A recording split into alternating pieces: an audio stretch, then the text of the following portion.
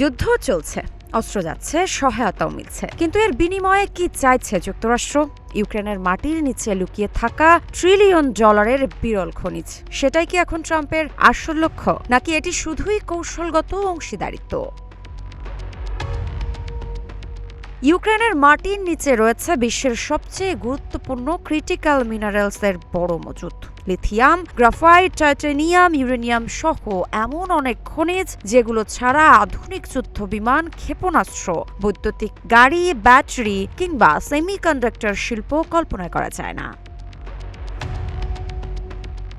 এই বাস্তবতায় ট্রাম্প প্রশাসন ও ইউক্রেন যৌথ বিনিয়োগ ভিত্তিক খনিজ চুক্তি বাস্তবায়নের পথে এগোচ্ছে। চুক্তির আওতায় গঠিত হচ্ছে একটি পুনর্গঠন বিনিয়োগ তহবিল, যেখানে যুক্তরাষ্ট্র বিনিয়োগ করবে ইউক্রেনের খনিজ ও জ্বালানি খাতে। ওয়াশিংটনের দাবি, এর উদ্দেশ্য ইউক্রেনের অর্থনীতি পুনর্গঠন এবং গুরুত্বপূর্ণ সরবরাহ শৃঙ্খলকে আরও নিরাপদ করা।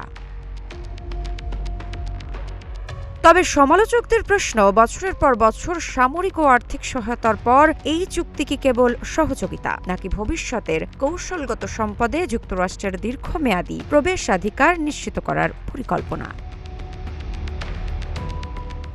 অন্যদিকে ইউক্রেন স্পষ্ট করেছে, দেশের খনিজ সম্পদের মালিকানা তাদের হাতেই থাকবে। কোনো সম্পদ বিক্রি নয়, বরং যৌথ বিনিয়োগের মাধ্যমেই প্রকল্প পরিচালিত হবে। তাহলে প্রশ্ন থেকে যায়, এটি কি যুদ্ধবিধ্বস্ত একটি দেশকে পুনর্গঠনের উদ্যোগ, নাকি বৈশ্বিক খনিজ দৌড়ে যুক্তরাষ্ট্রের নতুন কৌশল? উত্তর খুঁজছে পুরো বিশ্ব। ঋত্বিকা সিনহা বিশ্বাস, গ্রিন টিভি ডিজিটাল।